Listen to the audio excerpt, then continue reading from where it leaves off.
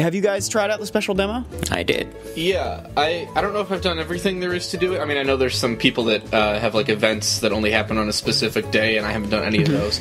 But outside of that, I'm not quite sure if I've done everything or not. I've been really busy with all the news coming out, but I played a little bit of it last night, and then I woke up at like 6 a.m. this morning because that's just what my body thinks is an acceptable time to wake up. So I like played it for maybe an hour or so this morning when I first woke up.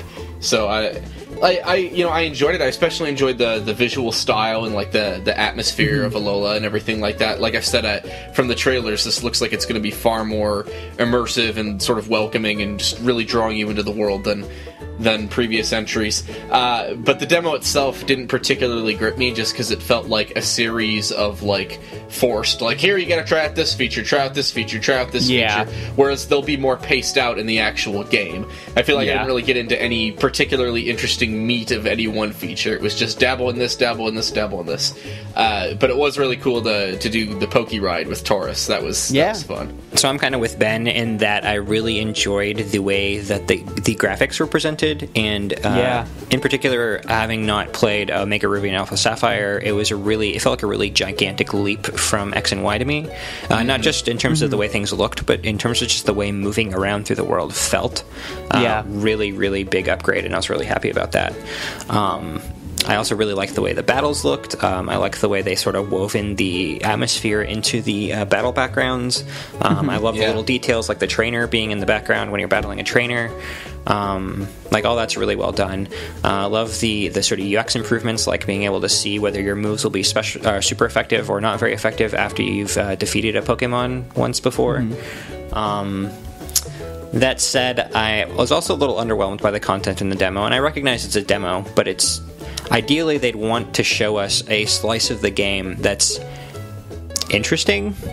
And you guys have probably heard me harp on the podcast before about how I really feel like Pokemon has kind of left good world design behind, and that totally is still true based on what I saw in the Sun and Moon demo.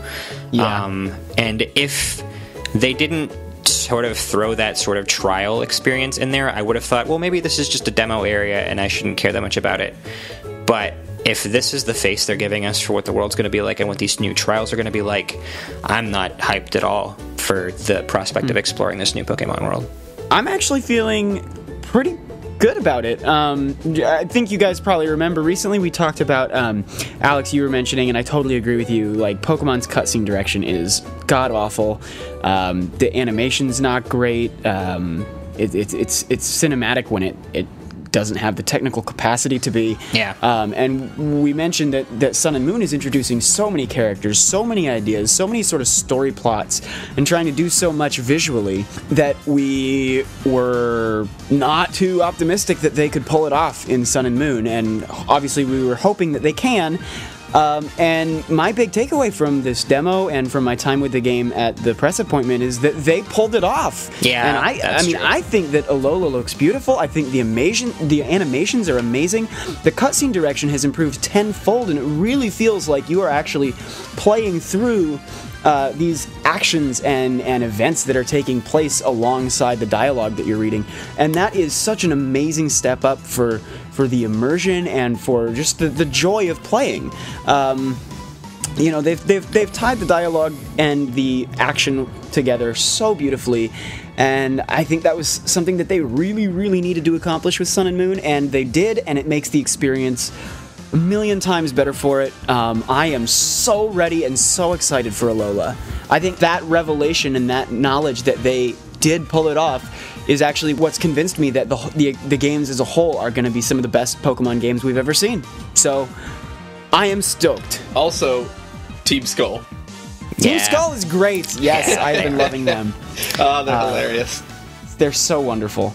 To kind of build on something you were pointing out, Colin, I like this is a sort of detail that a lot of people might not have noticed, but in terms of production values, I really liked how when you're in that sort of immigration office at the very beginning, and you look behind the desk, there's actually a lot of rich detail going on behind there. You've got people working at their desks. You've got like posters on the walls.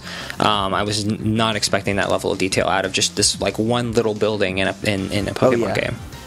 Yeah, Oh, and I yeah. think that kind of explains, both with the visual overhaul and the level of detail, why these games take up twice as much space as X and Y did.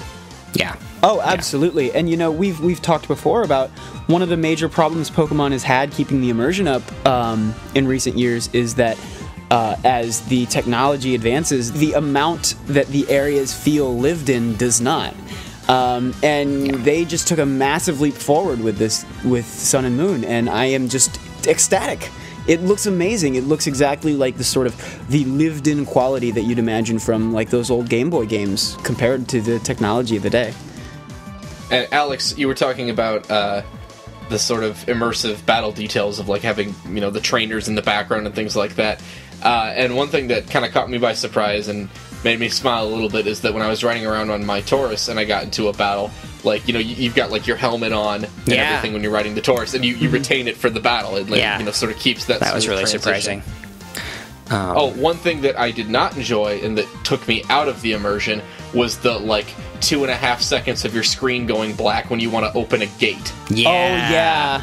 It's sad because I thought it was really cool that they had these little fenced-off areas with tall grass inside the city, but then... Yeah, and you could just open the gates and walk straight through, but apparently a not. load time for some reason. Loading screens on like a small overworld area is kind of frustrating. Yeah, I'm kind of hoping that there's some reason that that's the demo and that it's not actually present in the game, but I outlook not too good on that.